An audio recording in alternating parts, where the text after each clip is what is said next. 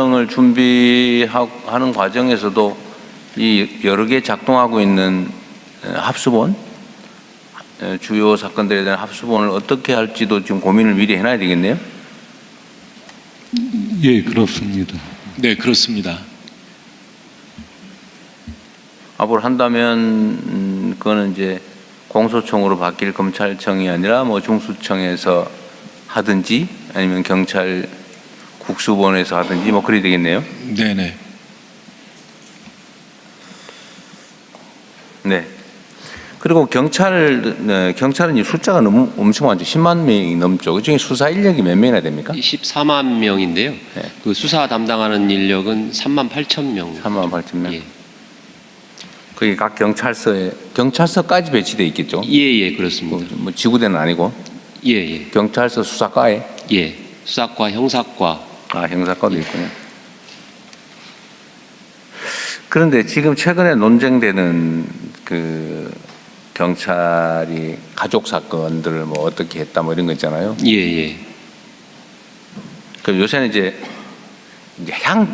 향판에서 향찰로까지 가서 예, 그렇습니다. 그 향찰 얘기도 나오는데 이 지금 일정 직급 이상은 이제 그 인사 범위를 좀 지역을 좀 광역으로 바꾸자, 좀 넓히자. 예, 순환 인사제를 지금 하자고 했던 지금 경찰 노조에서 뭐 반대 의견이 심한가 보죠. 직협에서 그 반대를. 직협이에요? 예, 그래서 뭐 반대하는 게 당연하겠죠. 좋아할 리가 있습니까? 이사 가야 되는데. 예, 그렇습니다. 그리고 이제 그 하위 직급은 워낙 숫자가 많고 또 그 순환 인사를 하려면 관사라든지 이런 뭐 교통비라든지 이런 좀 보조가 돼야 되는데 그런 부분들 같이 이렇게 고민을 해야 될 것 같습니다. 우선 그 경찰 개혁위원회 이번에 출범한 경찰 개혁위원회에서 그 부분을 검토를 하고 있고 또 경찰청 차원에서도 그 부분을 현장 의견까지 이렇게 들어가면서 합리적인 방안을 좀 찾아내겠습니다. 근데 이게 옛날에 조선시대에도 상피제도라고 하는 게 있었죠. 뭔가 권한을 행사하는 사람과 뭔가 관련이 있는 대상자가 생기면 피한다. 예. 그리고 고향에 가지 않는다. 뭐 이런 제도들이 나름 있었는데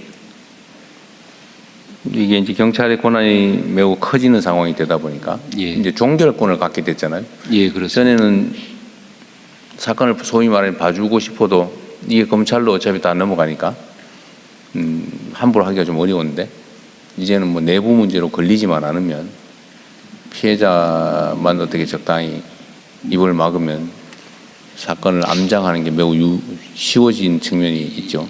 예, 근데 지금도 사건은 다 킥스에 입력을 해서 처리를 하게 돼 있고 이번 형소법 개정으로 수사 기록은 다 그 전자정보로 저장하게 돼 있습니다. 그리고 그 송치 사건 경찰에서 이제 수사를 하면 송치 사건과 불송치 불송치 사건으로 구별이 되는데 송치 사건은 당연히 검찰에 넘어가게 되고 불송치 사건은 검찰에 90일간 서류를 보냅니다.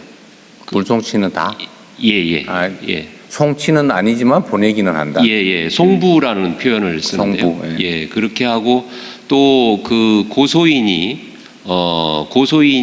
이의 신청을 하면 불송치 사건도 법적으로 의무 송치하게 돼 있습니다. 네, 그건 뭐 기소 의견으로 보내는 의미의 송치가 아니고. 예. 하여튼 뭔가 넘겨준다. 예, 그렇습니다. 예. 그리고 이번에 형소법에 새로 들어온 것은 그 이의 신청의 그 종전 형사소송법에는 고소인만 할 수 있었는데 이번에는 피해자에 준하는 고발인까지도 이렇게 포함하도록 개정이 되어 있습니다. 어쨌든 검사가 볼 수 있는 상태로 노출은 된다. 예, 그렇습니다. 근데 뭐 검사가 기소 의견 송치된 것도 아닌 거를 뭐 그걸 다 뒤져볼 것 같지는 않고 우리 법무부나 검찰 입장은 어떠세요? 그게 실제 어떻습니까? 만약 그렇게 되면 볼까요? 불송치 사건에 관련해서 기록 송부하게 된다고 하지만 대통령께서 말씀하신 것처럼 자기 사건이 아니기 때문에 그렇죠. 자기 관심도가 떨어질 수밖에 담당이 없고요. 없는 거죠. 저희들이 염려하는 것은 고소인이나 또 피해자가 없는 사건들, 인지 사건들 이러 같은 경우 만약 경찰에서 1차 종결해버리고 나면은 더더욱 관심이 없는 겁니다. 그럼 이런 건 어때요? 뭐 어쨌든 그게 이제 또 논쟁거리가 심하게 될 수도 있으니까 지금 현재 제도로 송부를 다 하게 돼 있다면 검찰에서 그 보는 게 금지된 건 아니니까 그 검찰에서 담당을 한 몇씩 정해가지고 그 싹 한번 뒤져보면 되는 거 아니에요?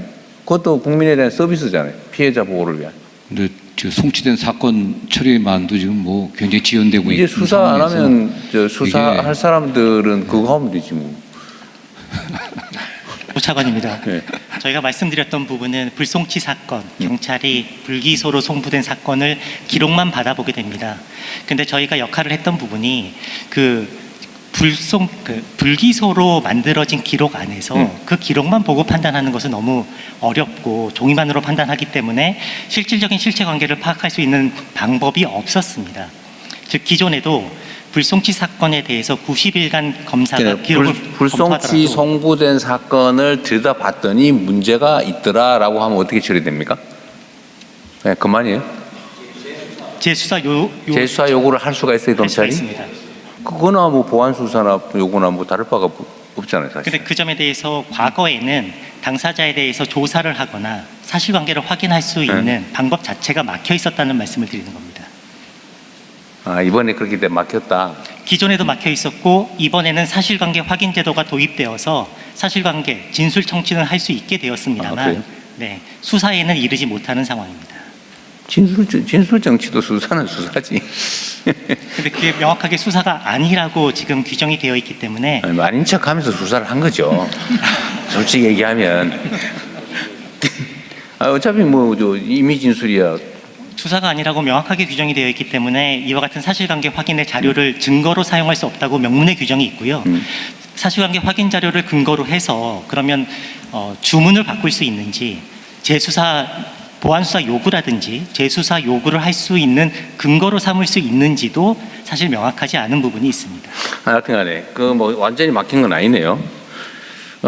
그런데 지금도 뭐 검사 작성에 피의자 신문 조서조차도 당사자가 동의 안 하면 증거로 못 쓰는데 뭐 증거 능력 문제는 별로 큰 것 같지는 않고요. 그럼 어쨌든 다 넘긴다. 그러면 검찰은 일단 보는 검사가 있기는 있겠죠? 담당을 정하기는 해야 되겠죠? 그냥 네. 넘기는 게 아니고. 지금도 그 송치 사건, 불송치 사건에 대해서 전부 다 검사가 보는 시스템은 갖춰져 있는데요. 그러니까 차관께서도 말씀하셨듯이 불송치 사건에 대해서는 아무래도 그 직접 보안 수사를 하거나 할 수가 없었던 그런 부분이기 때문에 이 경찰의 결정에 그거를 실체를 바꿀 수 있는 그런 여지가 없었던 것은 맞습니다. 네. 지금 이미 그랬다는 거잖아요, 이거는. 그 문제는 수사에 필요한 주요 증거를 누락하거나 은폐 또는 파기, 이제 이게 지금 국민들의 걱정거리가 됐는데 예. 주요 증거를 편철 기록 안 하고 누락하는 거에 대한 제재는 뭐예요? 그냥 징계 정도로 끝나는 거예요? 아닙니다. 뭐 중한 경우에는 원래 허위공문서 작성이 형사처벌까지 가능합니다. 형사처벌 근거는 뭐예요? 그 독자적인 규정이 있습니까? 아니, 원래 그렇진 않습니다. 써야 되는데 안 쓰면은 허위 공문서 작성에 해당이 되는 거 아닌가요? 직무유기나 직무유기. 이런 보다는 허위 공문서 작성이 더 세겠죠. 목록에 안 써버리면. 예, 허위 공문서 작성이 될 수 있고 고의로 누락을 하면 이제 증거인멸 쪽으로도 갈 수도 있습니다. 증거인멸. 예. 공직자의 증거인멸을 더 세게 했죠.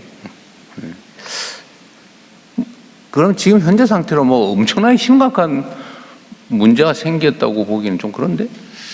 근데 좀 전에 대통령께서 말씀하셨듯이 이게 저희가 주장했던 보안수사라는 기능이 사라지고 나서 이제 저희가 이제 공소청에서는 사실 확인 절차만 할 수 있게 되어 있는데 지금 증거화를 할 수가 없게 되었습니다. 그래서 지금 저희가 진술 청취를 이렇게 할 수 있지만은 그것에 의해서 판단을 어떻게 했는지 그리고 이거에 의해서 기소를 할 만한 우리가 판단을 어떻게 했는지 이런 거를 법정에 현출시킬 수 있는 과정이 전혀 사라지게 되었습니다.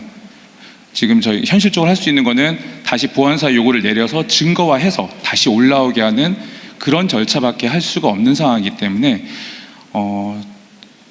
여러 그 입법 과정에서도 지적했던 바와 같이 우려되는 측면은 분명히 있는 건 사실입니다. 그렇죠. 이게 어쨌든 수십 년 동안 해왔던 제도를 지금 통째로 바꾸는 거기 때문에 맨 말끔하게 모든 문제를 제거하고 새로운 시스템으로 되지는 않겠죠.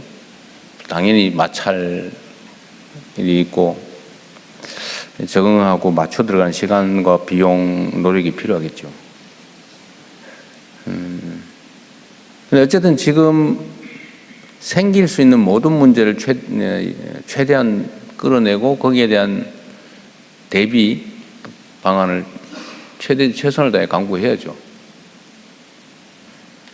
검찰은 어쨌든 뭐 공식적으로 수사를 안 하게 됐으니까 불송치 송부 사건, 예. 불송치 송부 사건, 송부 사건들을 무신경하게 보지 말고 그걸 잘 보는 것도 검찰의 좀 피해자 보호를 위한 중요한 활동이겠네요. 네, 유념하겠습니다. 네. 그리고 필요하면 재수사를 명할 수 있고.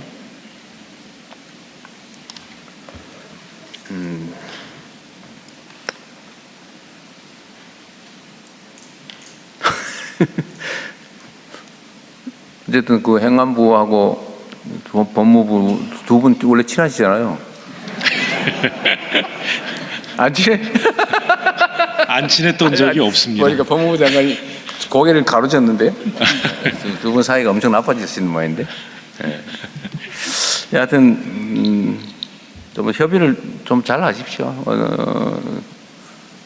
실무단위에서도 뭐 모든 가능한 경우를 최대한 대비를 할 수 있게.